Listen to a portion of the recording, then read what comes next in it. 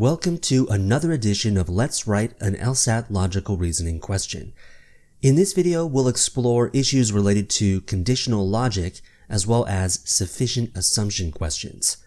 So I'll start with this basic argument.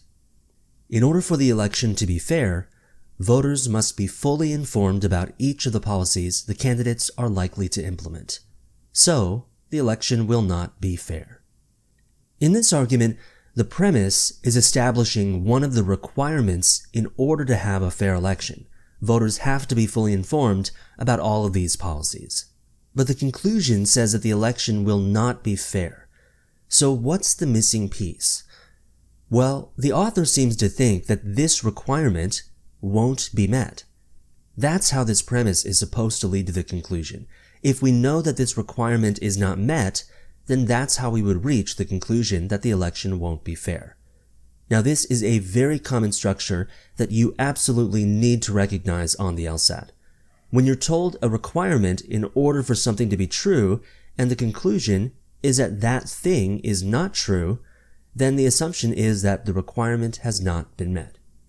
Now, in the current form, I think this argument is just too easy. So what I'll do here is add another premise. Now we have a premise that says, the candidates will not participate in a televised debate. Since the author's still trying to prove that the election won't be fair, that means the author still thinks that this requirement for a fair election won't be met. The voters will not be fully informed about the policies the candidates are likely to implement. But notice that this argument is providing us with this other premise here in an attempt to show that this requirement is not met. How do we know that the voters won't be fully informed? Well, in the author's view, it's because the candidates' lack of participation in a televised debate means that they won't be fully informed. So that's the author's assumption. If the candidates don't participate in a televised debate, the voters won't be fully informed about the policies the candidates are likely to implement.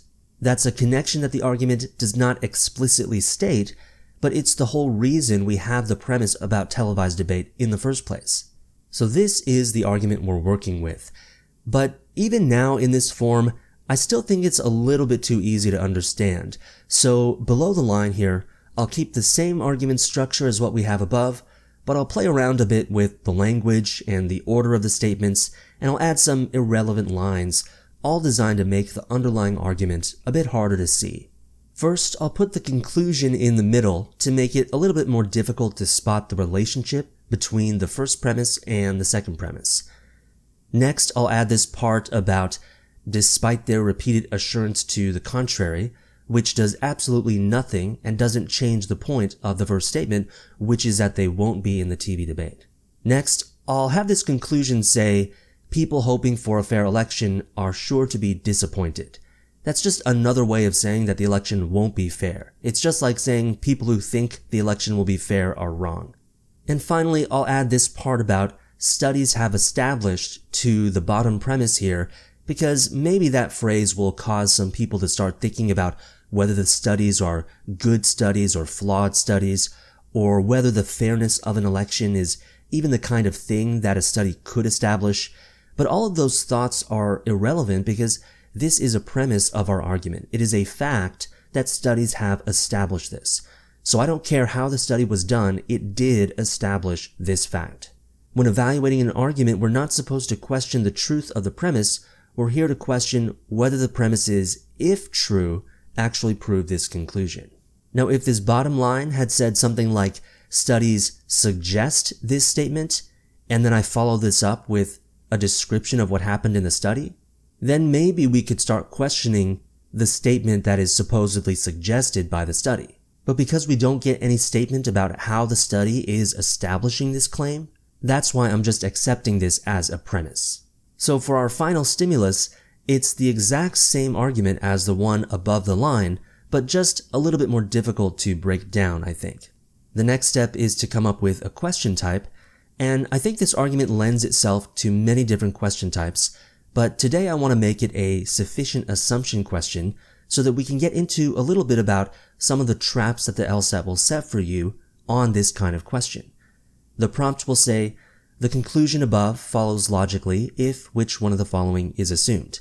And that means that the correct answer if it were true and added to the premises of the argument, would guarantee the truth of the conclusion.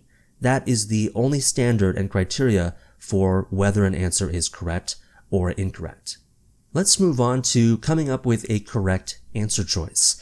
Now, here's one way to phrase the correct answer. If the candidates will not participate in a televised debate, the voters will not be fully informed about each of the policies the candidates are likely to implement. This is the most direct statement of the core assumption of the argument. The author thinks that the fact they won't participate in a TV debate proves that the requirement for a fair election won't be met. Now, an easy version of this problem would just give you this as a correct answer, or maybe they'll present it in the form of its contrapositive. In order to be fully informed about each of the policies the candidates are likely to implement, the candidates must participate in a televised debate. But I want to make this question a little bit harder, so I want to pick an answer that actually requires you to understand what makes something a sufficient assumption. Here's an example of what many people would find to be a more difficult correct answer. If the candidates will not participate in a televised debate, the voters will not be informed at all about any of the candidates' policies.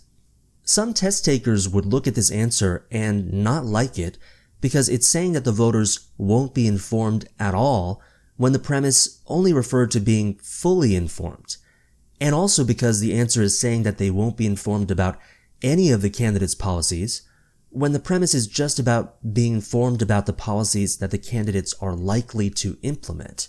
So this answer seems much broader than what the argument is actually talking about. But this answer would still be correct for a sufficient assumption question because if it were true, it would show that the voters are not fully informed about each of the policies that the candidates are likely to implement. Sure, this answer may overshoot things a little bit and establish that voters don't know anything about any of the policies, but if they don't know anything about any of the policies, that still means they're not fully informed about the policies that the candidates are likely to implement. Now, if this question stem were different, if it asked us instead what assumption is required by the argument, then this answer would be wrong since it's not absolutely necessary to the argument's logic. It's overshooting things and going too far for what's required.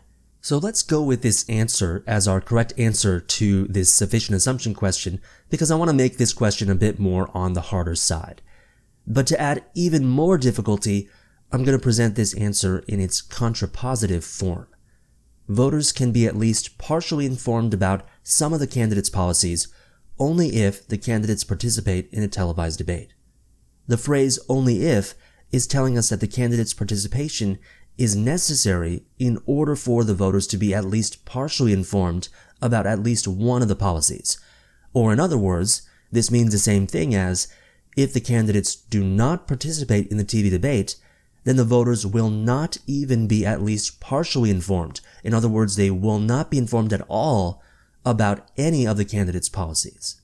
That's the exact same meaning as the initial version of the correct answer, but this one is just a lot more hard to decipher for students who haven't been studying the LSAT well.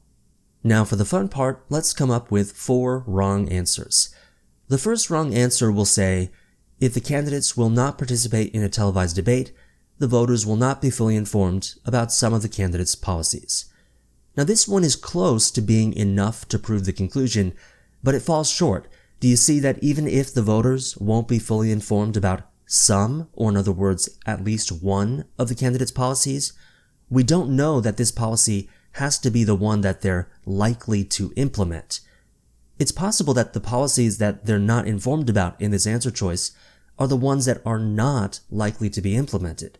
So this answer choice does not guarantee that this requirement for a fair election is not met. If we just added that they are likely to implement to the end here, then this answer would be a sufficient assumption. Or if you just change this sum to any, then that would also be a sufficient assumption, and it would make it very similar to the correct answer. But that's not what it says, so it's wrong. The next wrong answer says, watching the candidates in a televised debate is the best way for viewers to learn about the policies the candidates are likely to implement. Now this answer, if true, would establish that the voters are being deprived of the best way to learn about the policies of the candidates, since they won't participate in a televised debate. But just because the voters don't have the best way to learn about the policies, that doesn't mean that they won't be fully informed. Why couldn't they still be fully informed by doing something else, like reading about the policies, listening to political podcasts about the candidates? Maybe it takes them longer to do so because it's not the best way to learn about their policies, but they could still become fully informed. This answer is designed to trap people who are not being logically rigorous, people who are willing to blur distinctions between concepts that are similar but not actually the same. The third wrong answer will say, if the candidates do participate in a televised debate, the voters would be fully informed about each of the policies the candidates are likely to implement. Now this one should be a textbook wrong answer for most students. It's just making a conditional logic error. We want to know that if the candidates don't participate, then the voters won't be fully informed. But this answer doesn't show that. It says that if the candidates do participate, then we know the voters will be fully informed. But this doesn't say anything about what will happen if the candidates don't participate. Under this answer choice, if the candidates don't participate in the televised debate, it may still be possible for people to become fully informed about the candidates' policies. So that's why this one's wrong. Now the last three answers that we came up with, I would think of as trap answers, since they might be tempting even to someone who has a decent idea of what the argument is saying and what our job is on a sufficient assumption question. For our final wrong answer though, I want to make it a junk answer that shouldn't be tempting at all. It will say, the voter ID laws governing the election are confusing and will discourage many eligible voters from casting a vote. This answer has absolutely nothing to do with the logic of this argument and is designed to catch people who think that the fact many eligible voters are discouraged from voting automatically makes an election unfair. We don't know that. Who says that discouraged voters have anything to do with fairness? All we have in the stimulus is that a fair election requires this. But we have no idea what else is related to the fairness of an election. Now that we have our four wrong answers, the final step is to mix up the order of the answer choices. And there you go, one sufficient assumption question. I hope you found this video helpful, and if you want to try some problems that bring up issues similar to those we discussed in this video, check out Prep Test 73, the first LR section, number 12, or Prep Test 68, the second LR section, number 12.